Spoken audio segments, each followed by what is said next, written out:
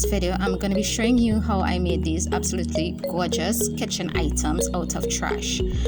I love how these turned out, and I honestly am thinking about doing more of these trash to treasures. So for the first item, I'm using the top of an old wooden jewelry box. I removed the hinges and the screws from behind, and I'm using my Elmer's wood filler to fill in the space that the hinges were embedded in, and I'm giving that a thick paste of the wood filler, and I'm making sure that every spot is filled with the filler. I let it dry for at least 30 minutes, and then I sanded it down and wiped it so I can get rid of all the debris.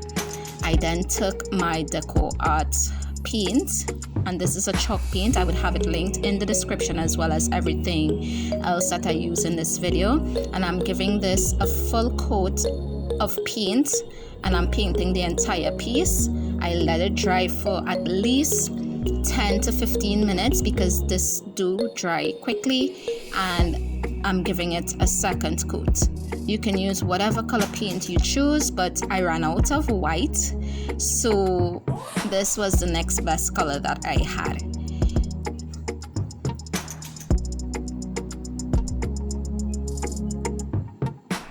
I did get into the grooves as well because I do want to sand this and give it a more rustic feel or a more farmhouse feel. So I did give it a thick coat on the edges. Once the paint had dried completely, I'm using my Folkart Stencil, and I'm using the wood kitchen to stencil on to the piece. I used some acrylic black paint as well as my stippling brush, and all these items that I'm using is from Plaid, and I would have a link to their products on Amazon in the description as well. I started from the bottom, which is the end, and I worked my way onto the key. I did had to hold down each section that I did paint because it's not a stick-on stencil. It did bleed through a little, but I did counteract that by using some sandpaper and blending it into the paint. You can take a fine brush and use some more of that base paint that you use and even out those letters if you choose, but I choose not to. Once I had finished with the piece, this is how it looks. I absolutely love it. If you like these types of projects, give me a big thumbs up. You can also use it to store your cookbook, but it doesn't hold it if it's open.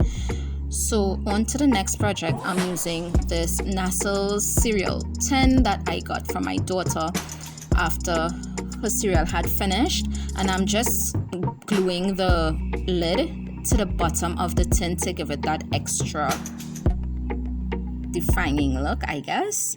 I'm using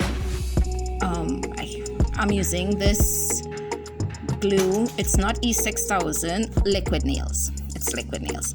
I'm using liquid nails, and I'm gluing that to the bottom, and then I took a damp paper towel and I wiped the excess glue off. I did let this dry for at least 1 hour, and I did went back in with some more of that liquid nails because it had spaces in between the lid and the tin, and I just filled it in with that. And I went back in again with a damp paper towel, and I wiped every ounce of that glue off of the tin so that it would be easier to paint. This did take a while to dry, but it's pretty doable.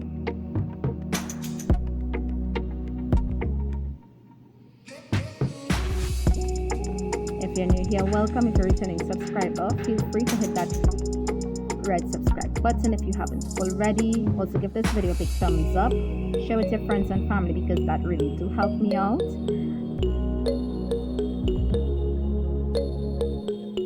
So once I have everything dried, I'm using this Folkart paint and primer in one. I must admit it's pretty thin, so if you're using this, I would I would think that you should use it on wood that hasn't been stained or anything like that, because you will have to use a lot of coats in order to get this as opaque as possible. I did use 3 coats of this paint first before I decided to go on to using regular acrylic paint, because as I left it to dry after about 30 minutes and I put another coat on, the first layer of paint came off. So I took a paper towel and I just scrunched it up to give it that look, and I wanted to give this piece a little texture. So I took some of the acrylic paint and I'm just stippling it onto the tin. And I just did this around the entire tin. I did 2 coats of this, letting it dry in between each coat properly. You can use a heat gun if you choose to, but I would not. I would not advise that you do, because this is metal, it will heat up, so it's optional. But I did let this dry for at least 30 to 45 minutes between each coat in order to make sure that the first coat was completely dried before moving on to the next step. And as I said, these projects are very easy and simple to do, and with items that you can purchase or you may have lying around your home or that you may throw away.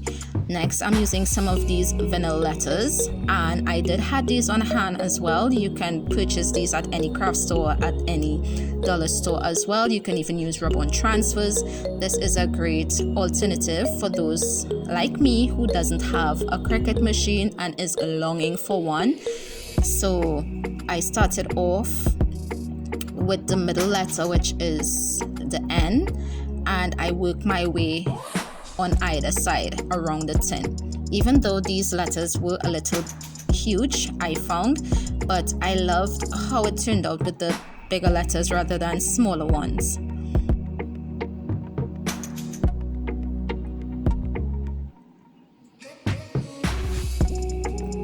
So I just continued positioning the letters all around, and then I went in with some Mod Podge, but I think I lost the footage for that, or forgot to add that footage in, and I let that dry for probably 10 minutes, 20 minutes tops in front of the AC, and then it was ready to fill with all my utensils. And this is the finished product.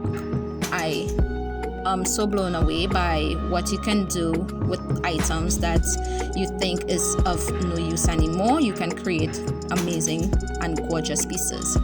So with that being said, thank you guys so much for watching. I hope you do enjoy this video, and you would see me in my next one. Bye for now.